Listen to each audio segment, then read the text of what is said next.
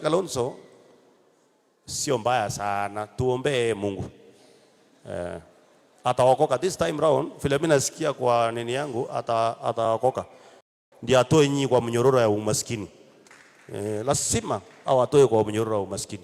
Hamwezi kuwa mnatembea alafu kila siku hamna maji, hamna nini, alafu kwa sababu unafanya siasa miss. Unaona Raila Odinga alikuanga mjuaji sana. Alikuwa akiangua kura anaanza fujo hapo kidogo na anaingia kwa serikali, anapanga watu yake hapo tena anaenda. Lakini sasa huyu wenu huwezi jua ataingia kwa serikali lini, huwezi jua anapanga nini. Mimi nataka tumuombe Mungu, sisi wote tuungane, tujue hii Kenya ni yetu sisi wote.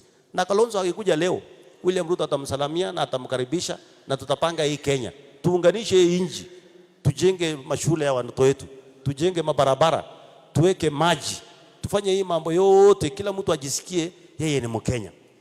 Unajua ile uongozi ya samani ile unasema ati kwa sababu umetoka kwa jamii fulani ndio unafanyiwa maendeleo kwa hiyo jamii peke yake.